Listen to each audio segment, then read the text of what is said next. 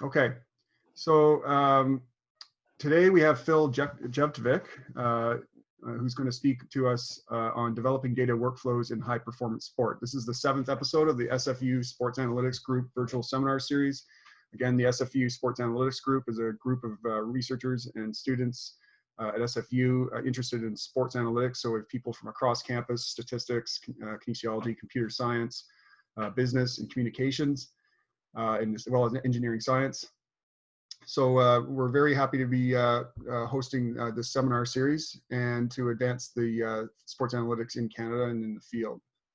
So Phil is the lead performance analyst and database manager for the senior men's national basketball team. He joined Canada Basketball in 2016 after working in the financial industry and is also an active coach in Canada Basketball's junior academy program. Phil works closely with the national team coaches to deliver scouting reports and key analytics to ensure Team Canada is prepared to perform on the court. So Phil has degrees from McGill University in double major in economics and political science, and he's doing his MBA at the University of Toronto currently in the Rotman School of Business. For his career highlights include qualifying for the 2019 FIBA World Cup, the 2017 U19 FIBA World Cup gold medal, the U16 and U18 FIBA America's silver medal the past 3 years, and then the RSCQ championship. This is the provincial Quebec league for McGill University in 2013 and 2014. So specifically what he's going to be talking about today is the development of effective data workflows is a crucial part of achieving success in competition for a national sporting organization. This talk will discuss the ways in which Canada Basketball's men's high performance program uses data to fuel national team performance on the court and the opportunities and challenges associated with analytics in the context of international basketball. So with that, I will welcome Phil. Phil, I'll have you just share your screen, please, and I'll stop sharing mine, and I'll try to switch to gallery view. Okay, I'm going to go to speaker view here. Great. Thanks so much, Dave. Let's get this going here.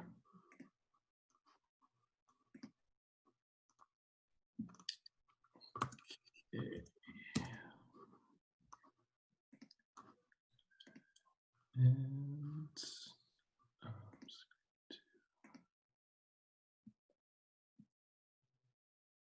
does that one show up there for everybody? I can see your slides, Phil. Yep. Okay, perfect. And it's not the it's the full screen view. It's not like the partial one, right? Okay. Correct. Yeah. It looks great. Great. Thanks, Dave. I can't actually see anybody anymore, so please do speak vocally if there's any questions or anything. So thanks so much for the introduction, Dave, and really the opportunity to present to everybody today. I really enjoyed listening to the other seminars so far, and it's been a great learning experience for me, and just it's amazing what a group this is at Sound Fraser and everybody else is taking part in these. So really honored to be a part of it. So thanks so much for having me. So like Dave mentioned, today I'll be focusing on data workflows in high performance sport, specifically within our men's basketball context at Canada Basketball. There we go. So it is going to be a non-technical high-level overview of how we set up some of our data workflows and really how we go about presenting the data that we collect and communicating it to the coaches and various stakeholders within our organization. And I'll talk a little bit about that today and sort of the main structure that I'll follow. So quick lay of the land. I'm not sure how many of you are familiar with the specifics of international basketball. So just to give you an idea of how we operate and sort of what the key considerations are that we keep in mind. An overview of how we do go about using our data from a general sense, and then digging into some examples that I think might be interesting and relevant to the group, and that'll focus in on national team assessment and identification. So for example, for some of our training camps and processes when we're outside of competition, research to drive on-court performance, and then how we use the numbers and the analysis that we do to inform player development and our training programs and our athlete development from that standpoint. So in terms of a general lay of the land, as we get started here, a quick introduction. Dave mentioned some of my background, and I worked in finance for 2 years before starting at Canada Basketball. I do have an undergrad in econ, like you mentioned, and that has helped with some of the analytics work that I've done over the past. A lot has been self-taught as well. and over the last couple of years. And within Canada basketball specifically, I work only with the men's national team program and men's high performance.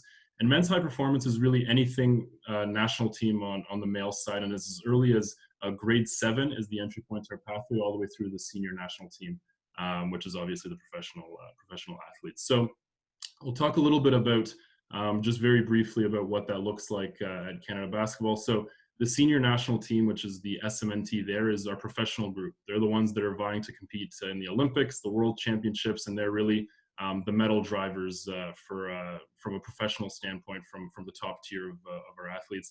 That is split up into a couple of different areas I'll talk to quickly in a second.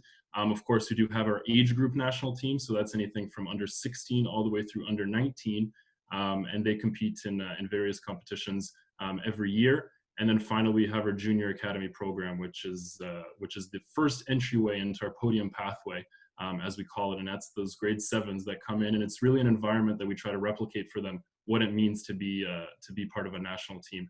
And what's exciting about this, and the reason I'm sort of going into all of this here is it's different from a professional organization. This structure that is really something that is common among national sporting organizations, for example, other Olympic teams and the like in our country, but there is really sort of an exciting opportunity to follow these athletes in a way that some professional teams might not have the ability to, because they enter our programs at 12 years old. And we get to really follow them throughout their career with us, and in their 20s and 30s and however long they keep playing.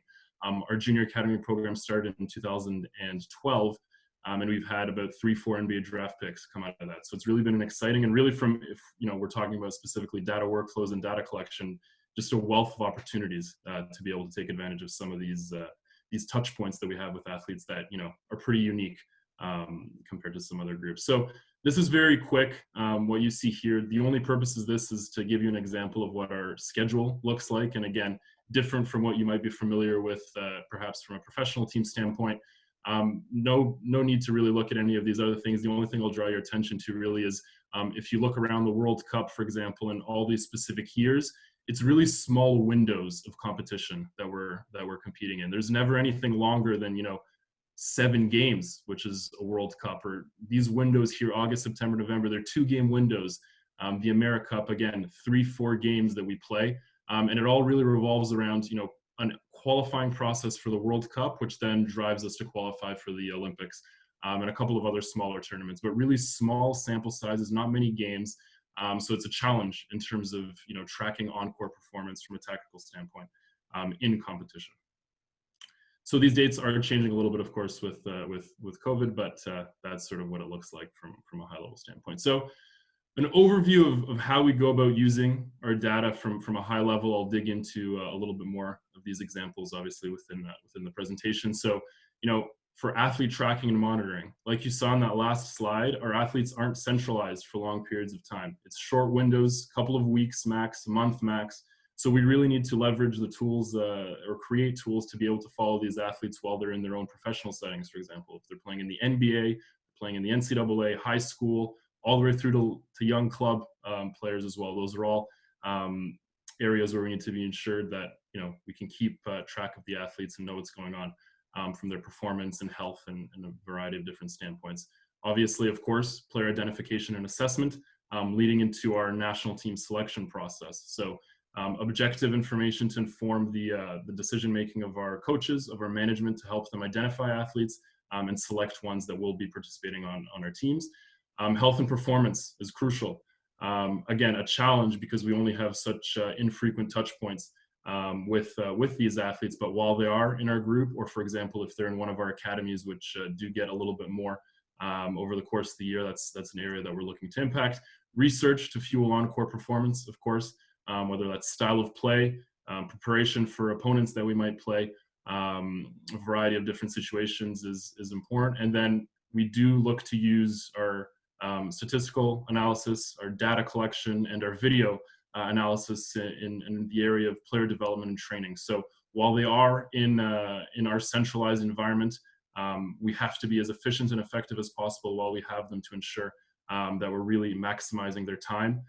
Because as everybody knows, professional athletes, especially NBA athletes and high-level European pros, there's an opportunity cost and a variety of different decisions that they make. So ensuring that while they are with us, we're maximizing their experience, and having an objective way to do that is really, really valuable. So I'll dig into to national team assessment a little bit more. I thought sort of an interesting way to present a case study of how we sort of set up a workflow that was valuable for us is the example of our age group training camp. And what I'm going to focus in on is an assessment camp that usually happens at around Easter of every year for our age group national team. So again, that's under 16 all the way through to under 19. Of course, unfortunately, we didn't have it this year. And I hope we have it again soon. I'm not 100% sure what the schedule is. So in order to prepare for this camp, and what I'm going to be specifying here is, my analytics team, our analytics team was given the task of providing game data and video to coaches and management immediately following training camp sessions. So really a challenge in a situation where we had a number of athletes come in and we needed to ensure we were collecting relevant, accurate information and data, and turning it around, collecting it, gathering it, analyzing it, and turning it around in an immediate and as quickly as possible manner for our staff to help them make decisions. So, the purpose of this is to show a little bit about how we set up some of this workflow in the specific case study, and some of the opportunities and challenges associated with that. So, that was the goal. That was the target that was given by our management and coaches. And here's some of the challenges associated with that. The camp in question here, which is our regular annual age group Easter assessment camp, we have it at a venue of 3 courts. So we have 3 different basketball courts all in one space. We have over 50 athletes, and we have volunteer staff to staff these and to provide their time and expertise to help us gather and collect some of this information. So it's not like we have sort of an in-house team of 5, however many, 10 people to be able to deploy where we're all on the same page and ready to go. So it's really sort of requires a little bit of creative out of the box to be able to meet this goal and meet this challenge and ensure our team is selected in as informed and an objective way as possible. So one way that's helped and one way that we did do this is with our Canada Basketball Analytics team. And it was really a group of people a volunteer group of coaches, students, and basketball enthusiasts that have been with us for, as recent as a couple of weeks or a couple of months. And then some of them have been with us for several years. And they're really the crux of a lot of the work that we're able to do and crucial to the operation. Because, the men's high performance team at Canada Basketball, didn't really touch on this earlier. We're a very small group. There's only 4 full-time staff that's focused on men's national team, from analytics and performance analysis, which is myself, to youth player development, operations, and our general managers. So needs to create creative ways to mitigate and ensure that we're finding opportunities to drive performance. So general structure of the way our group worked was over the course of the year from November to April. We have ongoing projects. The group is engaging with the tools that we have at our disposal, whether that's our database for collecting information, whether that's our video system, whether that's the players that are actually on these teams that they're going to be tracking at these camps, familiarizing themselves with them, ensuring that they know the key sort of ways that we track some of these actions. There's several different ways you could understand a context, such as a pick and roll or a transition that happens in a game, making sure that everyone's familiar with the way we do it, why we do it that way, to ensure accuracy in our data collection process. We exchange ideas in these regular meetings. They're also developing tools that we're going to use in these camps. So it's really an ongoing process. So by the time we come to this camp, we have what we call a Canada Basketball Analytics Summit, which occurs the day before our big Easter training camp, where everybody meets in a room. We go through sort of the workflow and the process for the next couple of days, what the demands are going to be, what everybody's responsibilities are going to be, and again, ironing out any last minute details and sort of ensuring everybody's familiar with the role. So when the time comes of the actual camp, we ensure that the targets that we need to meet, generating quality and data and analysis for our coaching staff and management, we can do so in a consistent way, in an effective way, and hopefully this, and from the feedback that we received, it has been an enjoyable process for the members of this team and students that might not have an opportunity to perhaps engage in something like this otherwise. And for us, it's incredibly valuable to have them there. So a little bit of an idea just very quickly of what the setup looked like at this camp. And, we have these 3 courts side by side. One of the stations is staffed with anywhere from 4, 5, 6 individuals. So we're looking at about 15 to 20 analytics volunteers at one of our Easter age group camps. And there's 2 people that are collecting live data during the competition on computers, obviously, into our Canada Basketball database. So they're entering statistics that from watching the game happen. There's 2 sort of quality control individuals with them that are looking over their shoulder and speaking out. They're watching the game and speaking out the events that are happening to ensure nothing is missed. If they need to quickly note something down, if, for example, our trackers are a few plays behind, they will do that.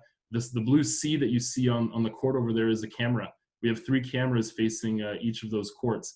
And video is a crucial part of our operation. I'll talk about it a little bit more, but there's obviously a camera operator who's literally manning the camera.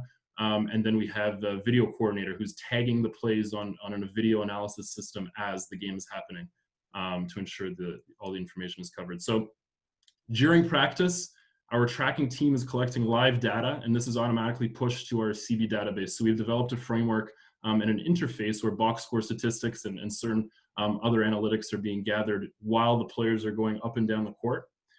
This is then pushed into our Canada Basketball database as soon as the practice session is done. For example, it might last 2 hours.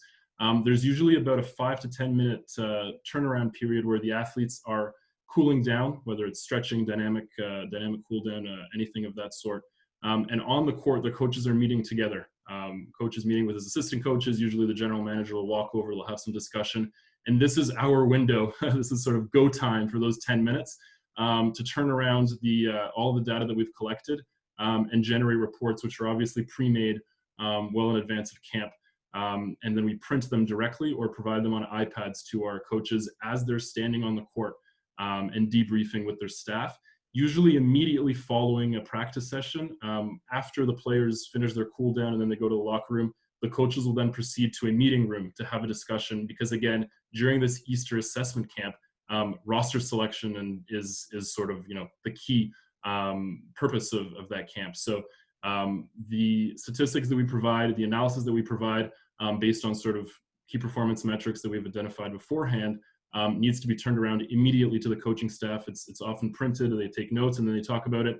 And then we have our setup in the meeting room where the video is also provided to them. So for example, a coach might say, okay, show me all of our player A possessions in transition. He's really struggling finishing. Look at these numbers and all of his transition actions. They'll watch the video immediately after practice by nature of having the video coordinator there live, and they'll be able to identify perhaps gaps in that specific action or whatever the case may be that they're looking at. So that's sort of a quick snapshot of what regular workflow might look like at one of these camps. And again, wouldn't be possible without sort of the hard work of that analytics team. You can't do it with one person. It's impossible. So the tracking, a little bit of an idea of what it looks like here. Obviously on the laptop, you see our interface, which has certain statistics, and there might be hotkeys associated with that as well. The iPad actually has a live video feed of the current practice in clips. So we have a video coordinator tagging it, and we also create a network within the gym to be able to reflect that video to the iPad. So for example, with the quality control individual that's watching the game, perhaps in a timeout, water break, or whatever the case may be, you might need to go a few plays back, whatever you need to reevaluate, reassess to ensure that we have completely accurate information. And that's the accuracy of the information can't be emphasized enough, because it's happened a few times in the past. If coaches might say, man, player X is doing an unbelievable job shooting the ball today, and they might have only observed one side of the court while they've been there, and the total numbers from all 3, for example, might indicate otherwise. But if those aren't accurate, then of course you run into challenges, and you might say, okay, let's watch all of the video of those. Is that really the case? And if it's not, then the value, of course, of the analysis is zero. So it needs to be complete. So what do we track? High level practice statistics, box score statistics of the actual tactical events that are occurring on the court during the practice sessions.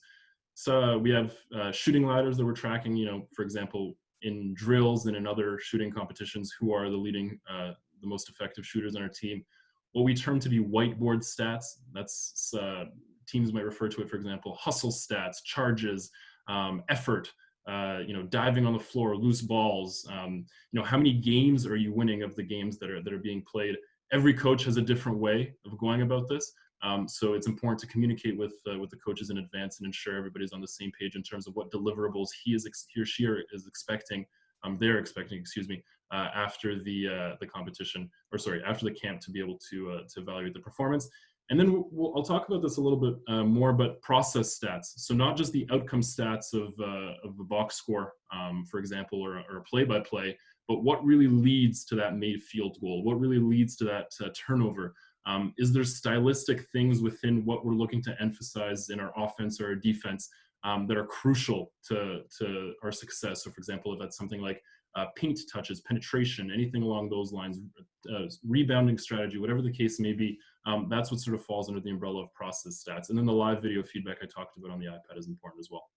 So all of this information is gathered and put together into athlete profiles to inform athlete selection, provide objective feedback to the athletes, and really identify strengths and areas of growth. So I don't sort of have an example of a profile to share currently at this stage right now, but what this really looks like is, again, for example, after the Easter training camp, each athlete, so the 50 plus athletes that were part of that training camp, are getting a personalized athlete profile. Again, this information is centralized on our database. We have reports that we're able to generate these profiles from, so it's a fairly efficient and effective process where you're just able to obviously flip between the athlete names and choose the elements that you want to include in the report. And this allows for individual performance plans to be generated. So what's an IPP? It's sort of a document that identifies the athlete's strengths, who they are as a player, and areas for growth. So for example, if it's decision making in the pick and roll, if it's just shooting ability, whatever the case may be, it's identified in the athlete performance plan. And what's really valuable about the objective data that we collect in these is because in the past, at one of these camps, coaches are giving feedback from what they see during that very, very small amount of time that the athlete is with us. 4 days. Coach sees specific things, but they don't have as much time because they're also coaching in other environments to really follow them over the course of the season. So what I'll really emphasize here is one camp is not enough data for us. We can't simply make decisions on that one training camp, for example, that Easter training camp of data. So what we do and what the Analytics Club helps with and what a lot of my job is tracking these athletes over the course of the year, whether that's in high school games, club, AU, NCAA, U Sports, whatever the case may be, professional, so we can understand how they look, how they participate in the offense and the defense of the teams that they're with in that specific context. How does that contrast or compare to what they're doing when they're with us in the national team? And finally, what are we going to need them to do? And what do they really need to do to be an effective player on the senior men's national team? Because ultimately the purpose of our age group teams, U16 through U19, is to develop senior national team players. And having an idea of what a player at a specific position looks like, and I'll touch on this in a little bit, and how we can develop those athletes, and that's crucial for that. So that's sort of what these profiles look like. It also allows for objective team selection in the sense that athletes, it's a difficult discussion often when an athlete is cut from a team. And in the past, it's with us, with other organizations, it's usually a conversation. But having the ability to create a workflow that turns around immediate reporting and data for them, so they can actually walk away from the camp. They've been cut from the camp, but they can walk away with a physical document that shows, okay, time and effort has been put into ensuring that we know exactly what you're doing. This is the other areas, and again, they're 15, 16, 17, 18. You're still growing. Let's see you back here next year or next camp, and these are the areas you need to impact in order to make one of our teams. So this is a little bit on the athlete profiling. This is just a sample screenshot. I put my own picture in there a little bit for a sample athlete. One of many dashboards that we might use. This particular one, you'll see the radar chart there. On the left, it evaluates, so the red line is the specific athlete in question, and it's the efficiency in terms of points per possession, which you'll see there from 0.2 all the way through 1.6, in a variety of different scoring actions. And those 5 there, so PNR, BH, you'll see that means pick and roll, spot up, transition, off screen, and isolation. Those are, I'll talk about this again in a little bit, the 5 key actions that drive the point guard position at the senior men's national team level. And the gold medal profile number you see in GMP PG is what that looks like from the top athletes in the world. So we're always looking to compare our athletes, even if they're younger, to the top level of athlete at that position in the world. Many young athletes aren't just one position. So we look to, you'll see they're compared to point guard, shooting guard, small forward. Vary that a little bit and understand what they look like in various contexts, because they might impact the game in a variety of different ways. Hey Phil, So, can I just yeah. interrupt there? Sorry, just a few questions. Okay. This is fantastic. You're really bringing to life here the data collection process. So this is very exciting to see. So one of the questions, and I had sort of a similar questions from Jody Hawley, is the data collected throughout the year acquired from public sources only, or do scouts collect and tag video as well? And just related to that, how do you define the gold medal profile for the top class athletes from other teams? Do you get is that all from game footage and I guess other publicly available stats? Perfect. No, thanks for that question. So it is very much from data providers. I'll talk to that. There's a slide in here that breaks that down a little bit as well, so that will provide additional information. But to answer that specific question, there are many providers of data from video in international basketball. So there's companies that digest the video of leagues from Israel to South America to United States, wherever our athletes are playing, and they provide breakdowns from you. So we're able to pull that data directly from them and push it into this database to be able to make these comparisons. So the gold medal profile is derived from video, numbers that we don't actually have to obviously spend time doing ourselves, because they're provided to us. And actually what's really exciting is that high school basketball in Canada has started adopting this a little bit as well. So the top level high school leagues, for example, the Ontario Scholastic Basketball Association, the NPA, which operates around the country, now have contracts with some data providers in video. And we're able to plug in this same analysis, these same analytics from their high school games and inform those models, follow them over time. But a lot of this, so the only real manual work that we do in terms of dissecting the data would happen from a high level standpoint in terms of these actions, happens during the camps, where we don't have a provider obviously doing that, and it's our own, and we want to keep it as private as possible. So that's where we're really breaking it down. But everything else would generally, just in terms of efficiency and the fact that the scope is so broad, come from a provider, a company that does that. Does that sort of... When you contract with these providers, do you ask them for these specific stats then? So that you don't have to take the data that they give you and do more processing. It's all like everything's there for you. So a lot of them provide, and actually it's an interesting question, because one of the reasons we did sort of, it was a little bit of a marriage of two things. We know that the actions that you see there, pick and roll, spot up, those are key scoring actions that drive performance on the court. We know that in discussion with our management and our experts, this is really important to know how players are involved in the offense of the game. So we know that that's important. But the reason as well that we adopted this within our profiles is to be able to do a lot of this analysis efficiently as well. So it was a little bit of a balancing act, because the providers do provide this data specifically, so we don't have to do any additional work to gain pick and roll, ball handlers, spot up, and transition.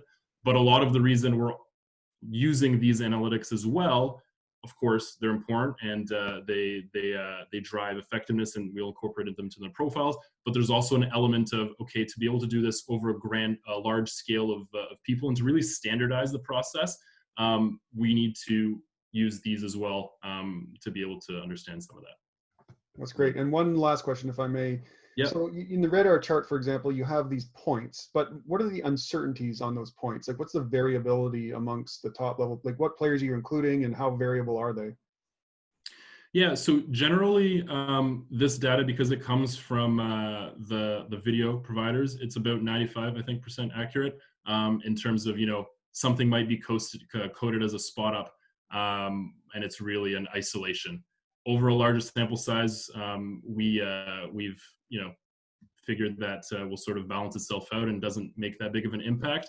And the other element that's really important to this is we'll never present just the report in terms of a a layout such as this, there's always video clips attached to this, and we're always looking at the video to provide context to what the numbers are saying. So if there's anything slightly off in terms of that red line where the player is, we'll have to evaluate that. In terms of the gold medal profile, we're taking the, so from the last 2 Olympic cycles, so that's 2016 and 2012, the athletes on the medal winning teams, so for example, whether that's at the point guard position, Kyrie Irving for the United States, whether that's at Serbia, Milos Teodosic at the point guard position, we're grouping their numbers together to generate that gold medal profile line. And this is, though I will say, it is an average line, of course, because there's never a player that looks like that black line. They're always going to be a little bit more in one area. They're going to be a little bit more in another. But it provides an average, and then you can see a little bit, the best players, what they might look like at the max. So just a snapshot picture to be able to understand performance. And of course, there's players that impact beyond these 5 actions that we need to understand as well. Right. Okay. And then one last question from Eric V. Where do you find the opportunity to do any pilot testing in such a tight schedule? That's a great question. Over time, it's our process has evolved. So I won't say that the first ever camp that we had at Easter that I was involved in was run like this. So over time, we went from videotaping the entire practice, going back into the office, coding all the games ourselves, and then turning it around like a few weeks after, however long it took to do that. Before that, they weren't gathering statistics or anything like that. So it's really been a learning process. So I've been in Canada basketball for 4 years. Really in 2018, 19, we really started running with some of this effectively. We also do use, in terms of piloting, Eric, our junior academy as a testing ground because we see those athletes on a monthly basis, and it's really the most consistent. So we can pilot some analytics and tests there. They're so young that you're not really doing too much with that tactical information, but it allows you to test workflows to be able to really implement them in a camp when it counts. Fantastic. Thanks very much, Phil. We'll let you carry on. Okay, perfect. Thank you. So I'm going to jump a little bit here just to be wary of time. This is our database. I touched on a lot of these things before. When players are playing in the NBA or any other professional sports league, we automate our data collection process to be able to pull those box score statistics into our database. Another area that our analytics club and team has been hugely helpful.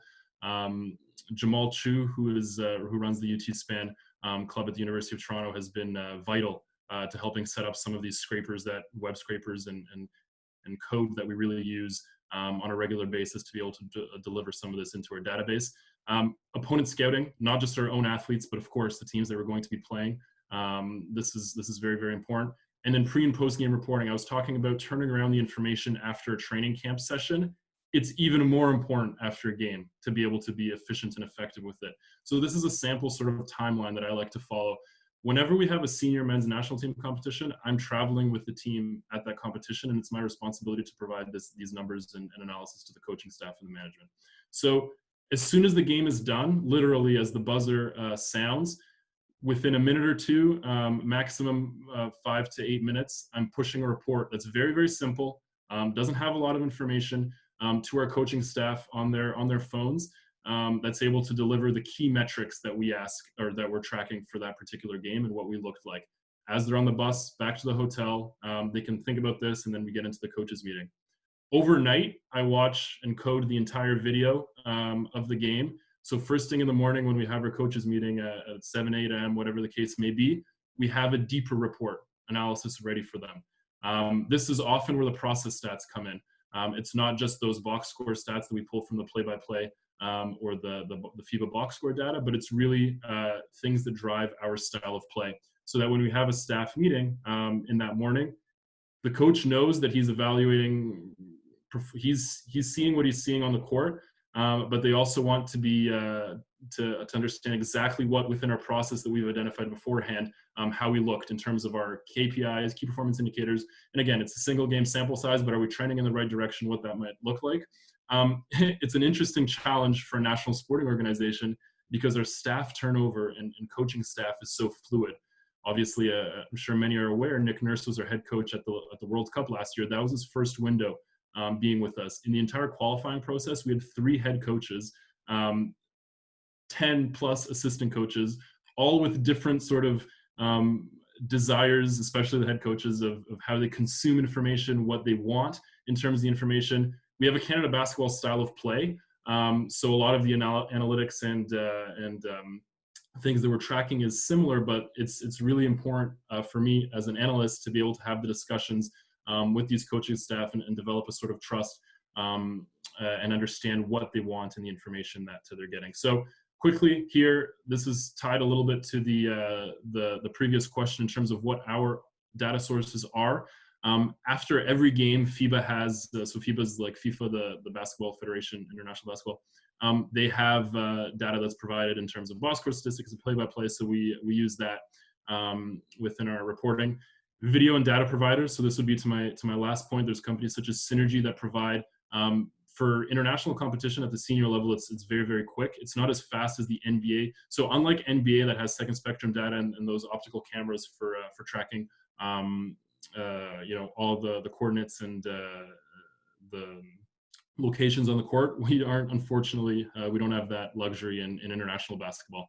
So a lot of it does come from actual video that's a human is coding, as opposed to it being a software or an algorithm. And of course, like I mentioned, in the turnaround process overnight, our proprietary video data and analytics, and literally we'll sit in a coach's meeting. First thing we'll say, how we look in this, and you have to be ready to deliver the information. And often I hand a couple of pieces of paper with the keys that coach is looking at. But what I've been very, very fortunate with is that the coaches that I've worked with have had a very open mind in terms of understanding, what information we're able to provide and what they want to receive as well. So there's many different ways of doing this. This is some of the ways that we've done. What are the challenges with this? Like I mentioned, we have a part-time coaching staff. Nick Nurse coaches the Toronto Raptors. He won the NBA championship last year. He didn't join our team until a couple of weeks before the World Cup. So he's not spending time really over the course of the season learning what Australia might do, what Senegal might do in a specific competition. So we need to ensure that over the course of the year, thus myself as full-time employee with Canada Basketball is able to generate this information and provide meaningful analysis for the coaches. Coaches also come in with a little bit of a preconceived bias in terms of what they might observe. For example, many NBA athletes play for their national teams as well. However, the way they play or the role that they might take in their national team might be very different than the role on an NBA team. So understanding what those differences are, and they might come in with an idea of, okay, this is how player X might be, but it's actually completely different in international competition. So providing video, providing numbers to be able to back some of that up. Small sample size I talked about, games, a World Cup is 7-8 games max. We played 5 last summer. So how much meaningful sort of data can you really get in terms of significance in a 5-game competition? It's a question mark. So what we need to do is ensure our pool of data, so whether it's from different leagues, competitions, contexts, is broad.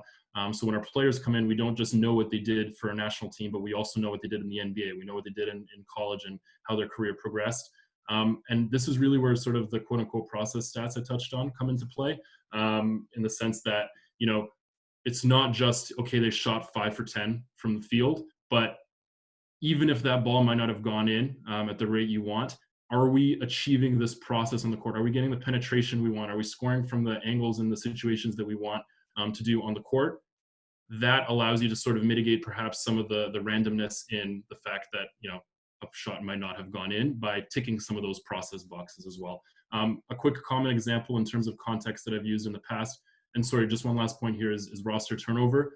Like a team such as the United States, even Canada, for example, when they compete at a World Cup, it's a completely different roster than the team that qualified for that World Cup because of the way the competition structure is set up. So you need to understand that even though you might have some numbers in a qualifying, it's going to be a completely different setup in a quick example that I use is from Nick Nurse, and he told this once. Was they were looking at Serge Ibaka from the Raptors, and really struggled shooting the ball in transition, and they needed him to be that floor spacer and to be able to shoot threes in transition. And his analytics guy said, "Hey, coach, he's actually shooting like 42% from transition."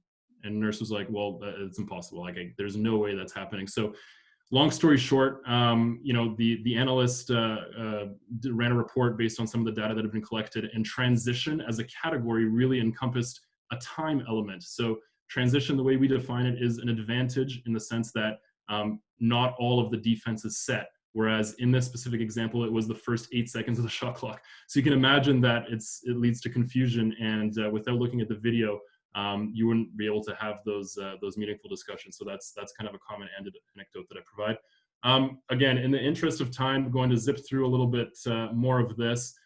Some areas of research that we use our data. So again, we're not competing over the course of an entire season like a professional team. So that really, the competition actually does take up only a small amount of our overall time. So what are we doing outside of competition? Research for future games that we'll be playing.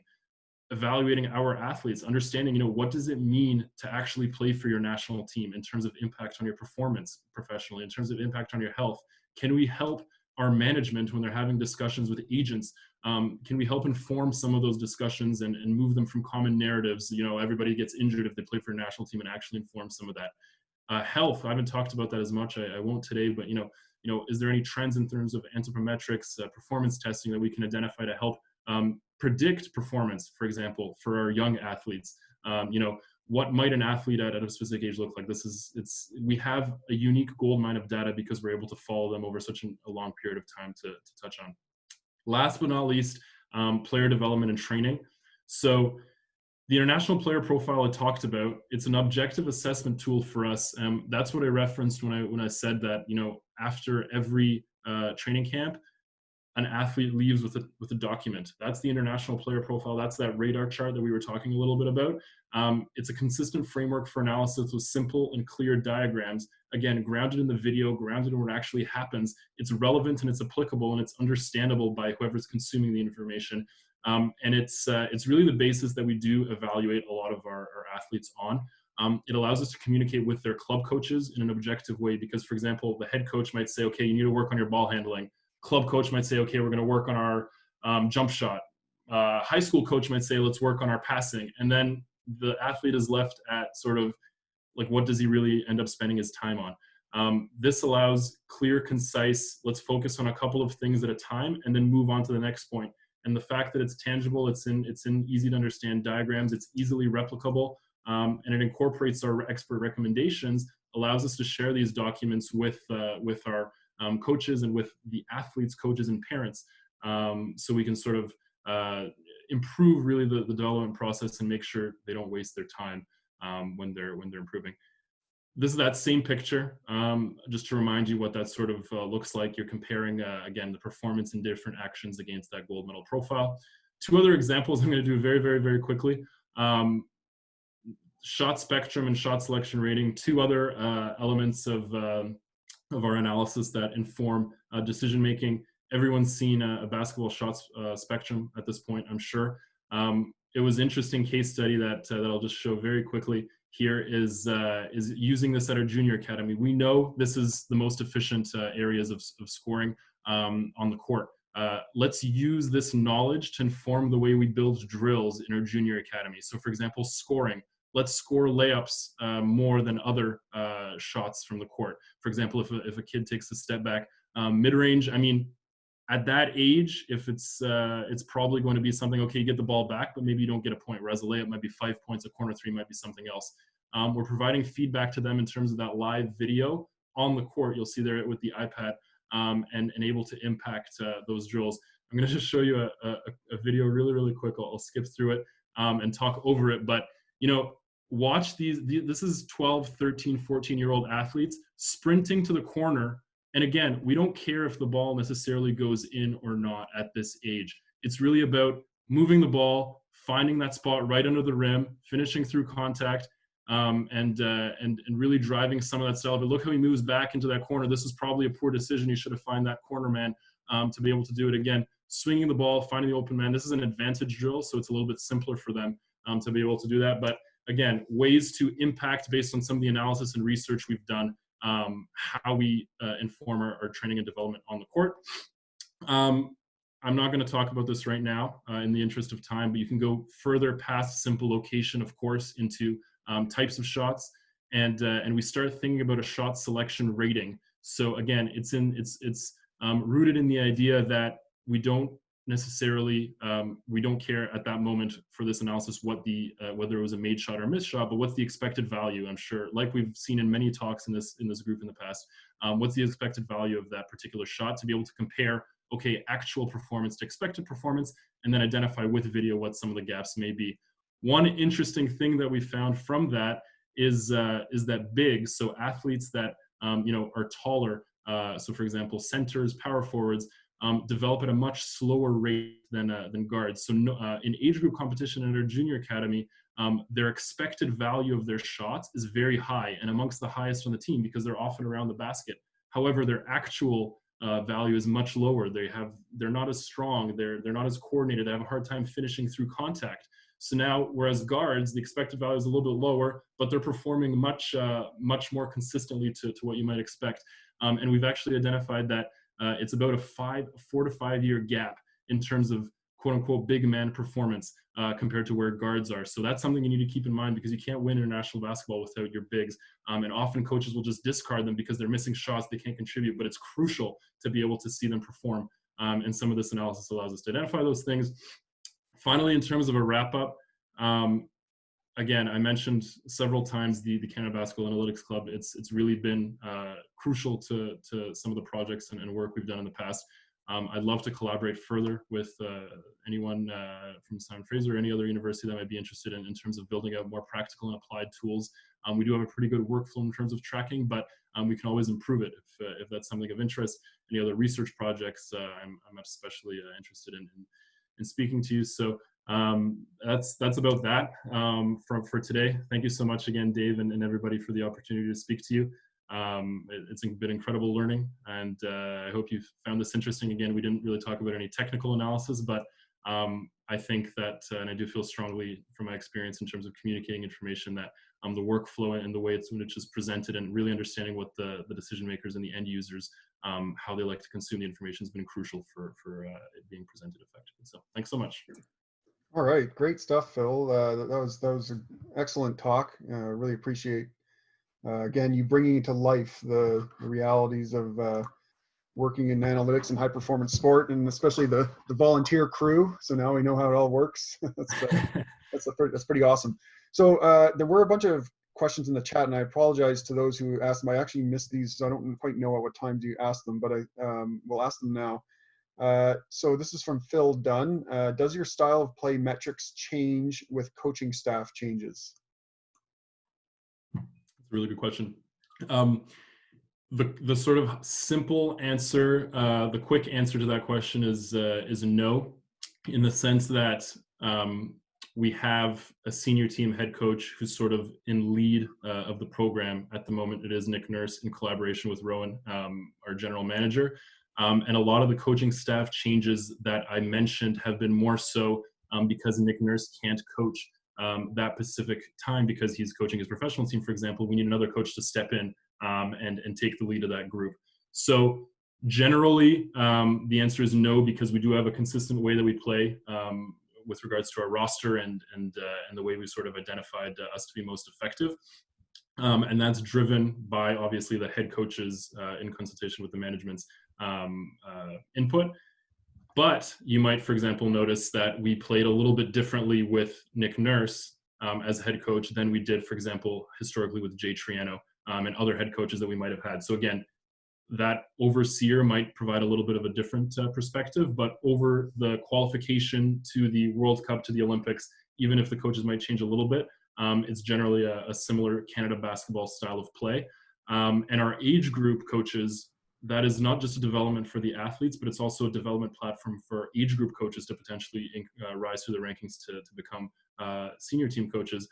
They're trying to also embrace that same style of play, many of the similar actions and ideas within those teams as well. Excellent. Thanks a lot.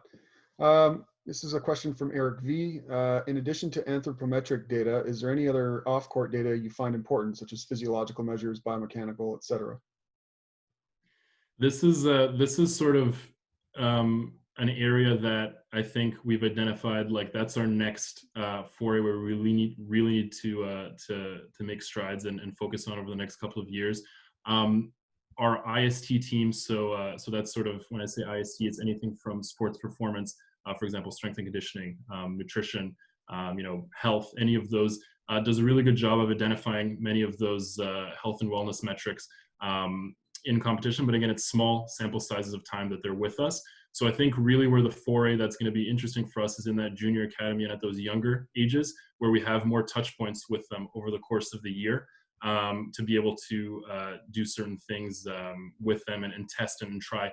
I will say sort of what we generally tend to think about in terms of basing our metrics, to answer your question more specifically, we tend to align with sort of experiences that athletes might have later on, or other ones that analysis has proven to be valuable. So for example, the NBA Combine is a gamut of performance tests and protocols that they're going to have to engage in eventually within their athletic development if they're going to be going to the league. So introducing them to some of those at an earlier stage, tracking those measurement numbers, both in anthros and some of those testing protocols, maybe seeing sort of trends over time, will be an interesting area and something that we've sort of done in the past as well. Great stuff. Okay, so let's take some questions from the audience now. I'm just going to switch to gallery view here. And if you can just unmute and ask your question, or you can chat it to me in the chat form and I can ask it for you in order. And just while I'm waiting, so I'm just curious, like, what's the uptake by the athletes? So you got some of these younger athletes, or maybe even like the pros, and you're giving them all this data. Like, do they care? I imagine some more than others. But can you how curious are the athletes, and how much do they internalize what you're giving them? Yeah, I mean, at a high level, it obviously varies by individual, but it is interesting. Starting with the junior academy athletes, incredibly so we wouldn't really, so the reporting that I was talking about in terms of global medal profile, we don't do that or ever give that kind of information for our youngest athletes. That really only starts in under 16 at the very earliest. So what they were really engaged with though is that video feedback. They love being able to see sort of what, and when it was the first time we brought the iPad to the session, I was like, hey, take a look, like this is what happened. Wait, that literally just happened. Like, how did you get that information? And they were really engaged with it. We do sort of sessions with them in between practices where they have to evaluate their own in a small group video and see, where things might have been improved, and then compare it to perhaps some senior national team athletes that we show them as well. So that's kind of the video side of things. From a numbers standpoint, what I've sort of found, especially currently, like in the way modern sports is working, where they're under such a microscope, they're under this like people are generating this data consistently throughout a variety of different means anyways. They're not sort of, a question that commonly comes is, will performance dip, for example, because they're worried about being tracked? We haven't really found that to be the case because, again, athletes are under such scrutiny all the time. And what I've found most is that really when you're able to engage with them and show them the purpose of it, and that you're really doing this to help them improve, it's not a criticism, it's not a negative feedback. We're working together at age group and throughout to really help impact their development, show them areas that they can grow. There isn't really a negative sort of response to it. Some might say, okay, great, thank you, and just put it in their bag and never look at it. I mean, that is what it is. But many are interested because they really are at the highest level engaged with, becoming the best that they can possibly be. And once you show them that, especially if they've been in a junior academy where they get more exposure to it, they run with it and strive. Great, thank you. I'll ask another question. So you talked about working with athletes starting around age 12. So, those of us familiar with the long-term athlete development model, I mean, this is the, sort of learn to train, train to train stage. I mean, this is a pretty young age to be engaged at, such high levels, seemingly high level stuff. Like, what advice do you have for parents and for young athletes who are seeking to develop the high level, to avoid things like burnout and whatnot, and too much pressure in terms of getting streamed into a high performance stream too early on? Yeah, it's a tough balance. There's no question. One of the things, again, in the Junior Academy program, when they come into our development stream, it's all about sort of understanding, building sort of a style of play and really understanding how to play the game, as opposed to sort of, okay, we're going to be playing like 5-on-5 continuously, for example. So a lot of breakdown drills, building decision making with competitive elements added into there.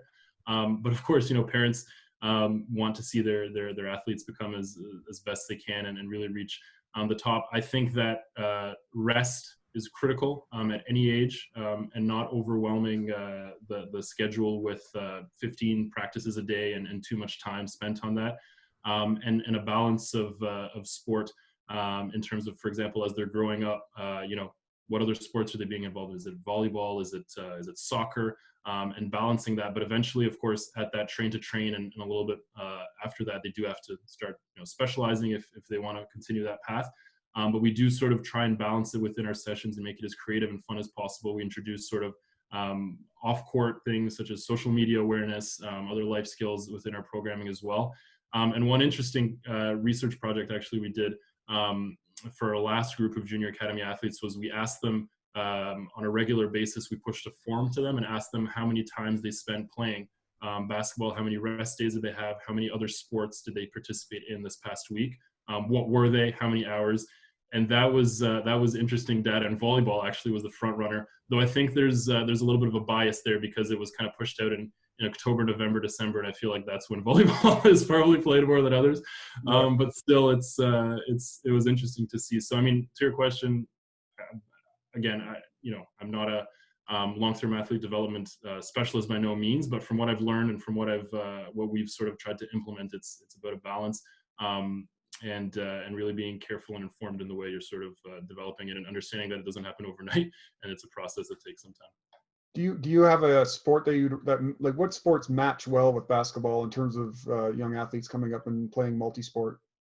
Yeah, I mean, I don't have a specific one that I touch on. I think, it depends on the athlete. Soccer has obviously had through time been shown to really, especially when you talk about footwork and the way the game is played, and the ball movement and understanding spacing on the field and all of that, I think is absolutely, and the footwork, I mean, didn't talk about footwork, is critical.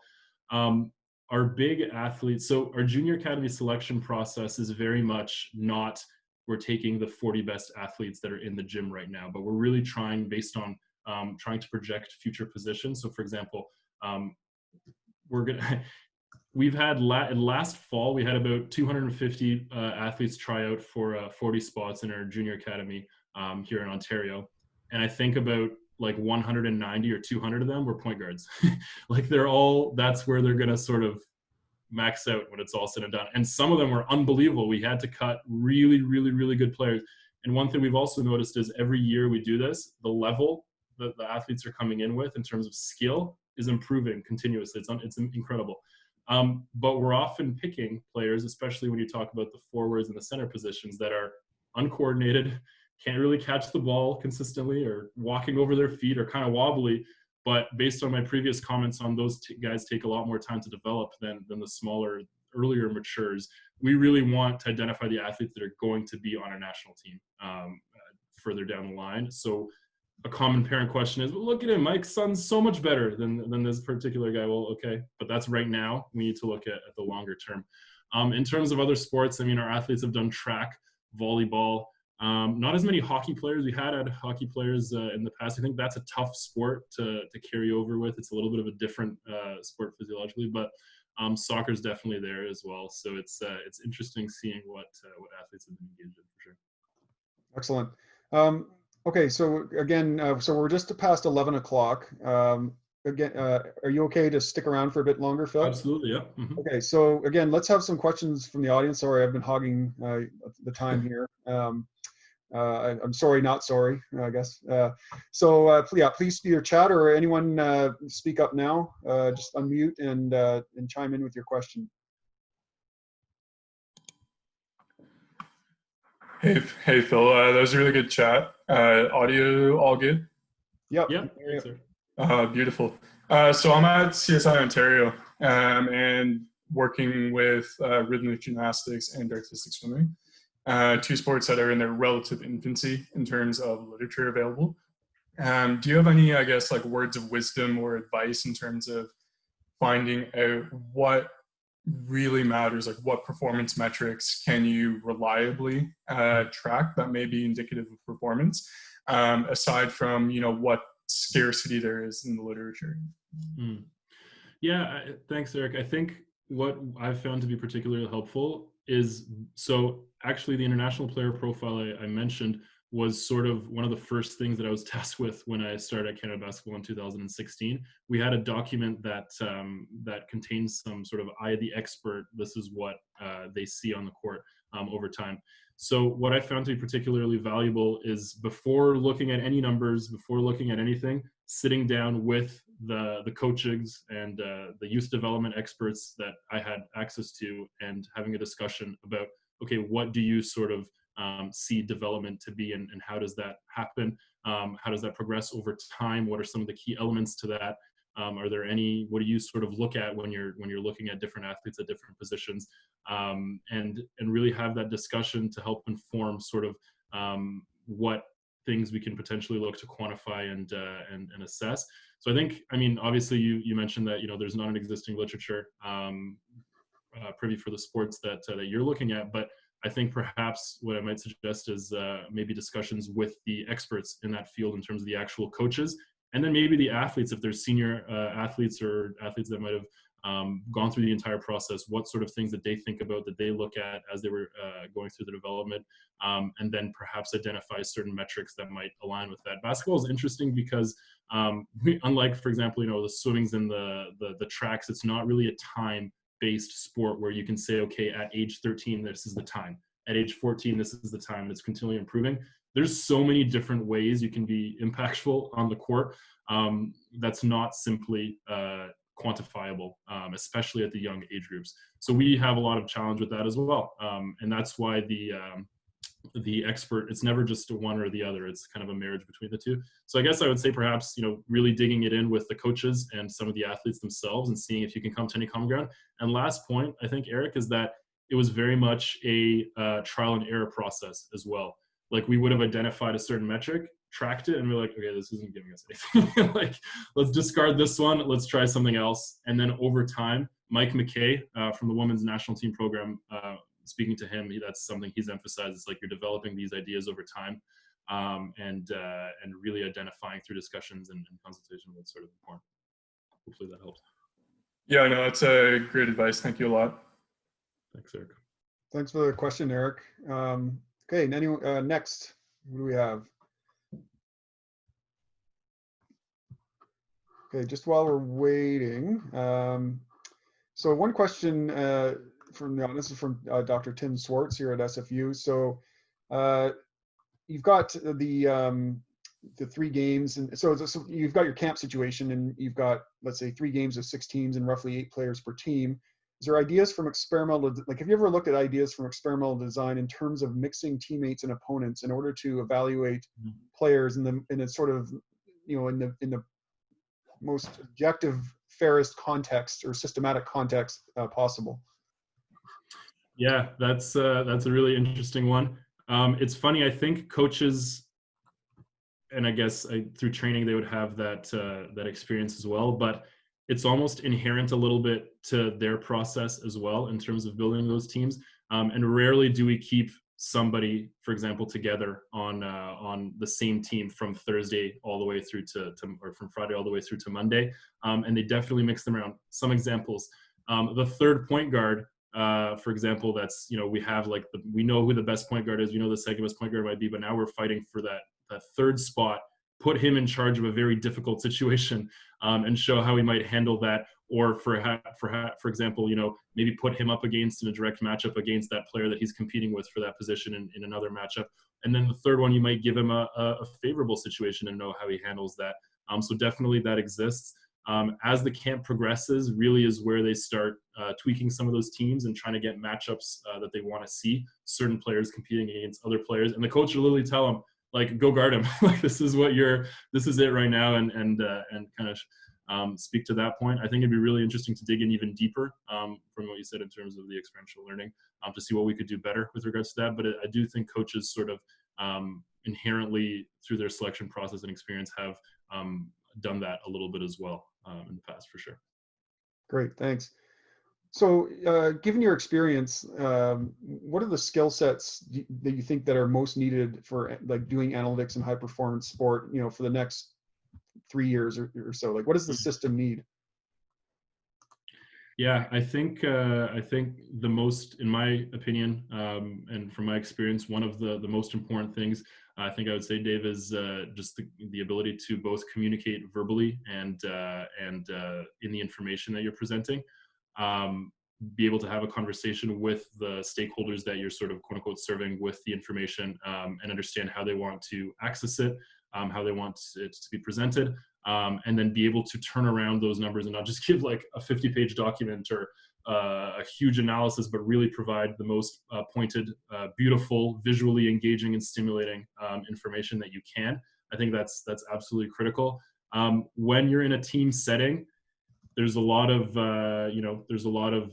personalities and a lot of discussion that happens. Being able to communicate verbally and non-verbally is crucial in those. Of course, you have to have a technical ability as well to be able to do some of the analysis that goes without saying. In order to be able to digest the play-by-play, in order to be able to clean the data, to be able to process it, there has to be a technical element. There's no doubt. But I think at the end of the day, the ability to engage and communicate, because in Canadian sport, unfortunately, these positions are a little bit scarce. So you do have to have sort of a jack of all trades mentality as well. And like, I'm a performance analyst, but I also have to rebound in practice when we're not playing, and then play defense in certain drills. And not everybody's going to have to do that. But we've had interns in the past that have shied away from it in the sense that I'm not here to do that. Like, I'm just here to do this. But really, in a Canadian sports setting that's resource constrained in some elements, especially in terms of human resources. And ultimately, I mean, when you're flying a group over to a country to compete, you just can't bring that many people over. There's rules that FIBA imposes. You really have to be open-minded, willing to do whatever, if it's helping the team bring ice packs across the court, whatever the case may be. And then when it's your job to deliver on your analysis, you can communicate it effectively, correctly, and concisely, I think is really important. Awesome, thanks. Okay, are there any final questions from the audience? I'm going to turn the recording off shortly, and then we'll have a few minutes of informal discussion with Phil. So any last questions?